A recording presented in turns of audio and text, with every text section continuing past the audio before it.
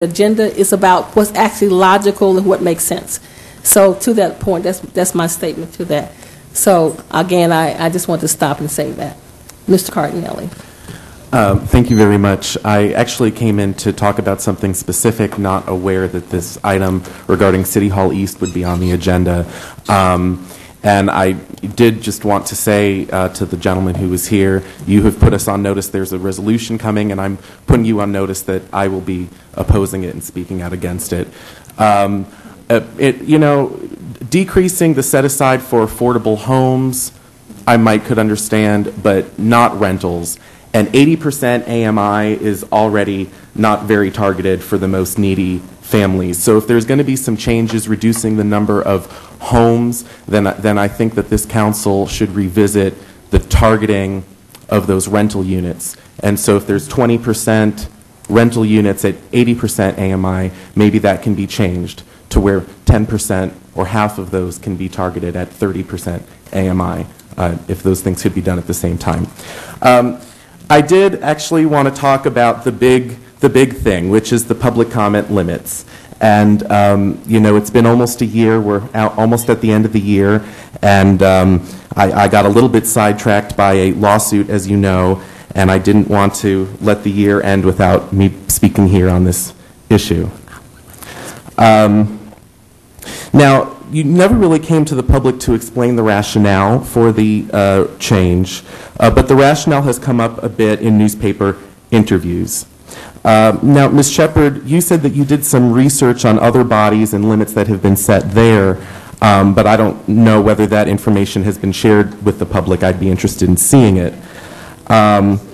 You also told the AJC, and you've made comments that everybody, as far as you can see, has been able to say everything that they've needed to say, and that the process has worked very well. But I would ask you, how would you know that? If people haven't been able to say what they wanted to say, how would you know what else they could have said?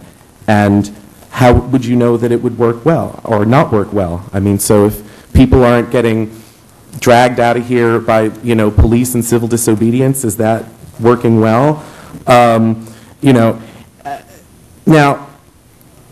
if you all really followed up on things, if citizens got the sense that they could speak for 5 minutes and whatever they could say in 5 minutes would be followed up with each of you, then the limit maybe wouldn't be so much of a problem. But I certainly feel that on anything that challenges developers in this city, y'all don't seem to want to do anything in terms of follow-up.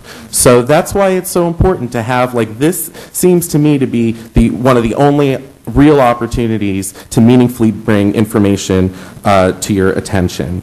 I mean, I've already brought to this committee Beltline, AHA, Task Force.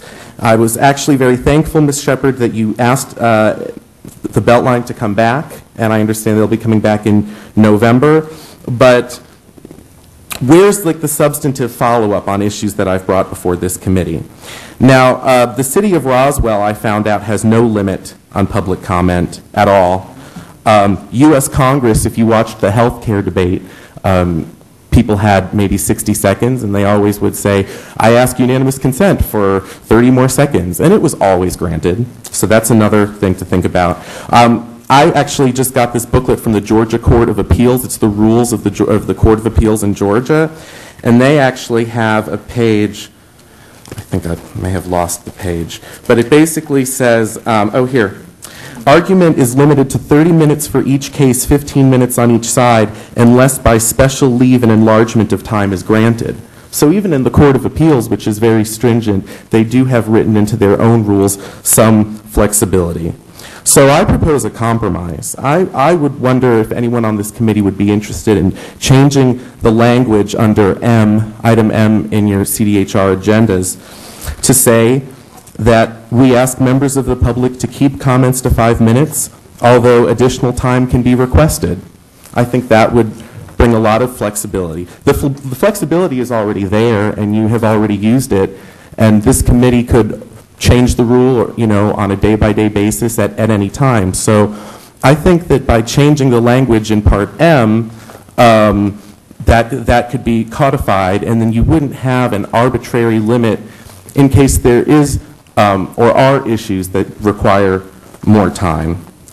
And I think that by changing the language, it would be more consistent, and it would be more clear to the members of the public, and it would allow for more flexibility.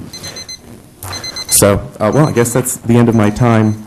I do have more to say on this issue, but I guess I'll have to come back and talk about it. But I hope you'll consider the language change that I have suggested to this committee. Thank you. Thank you, Mr.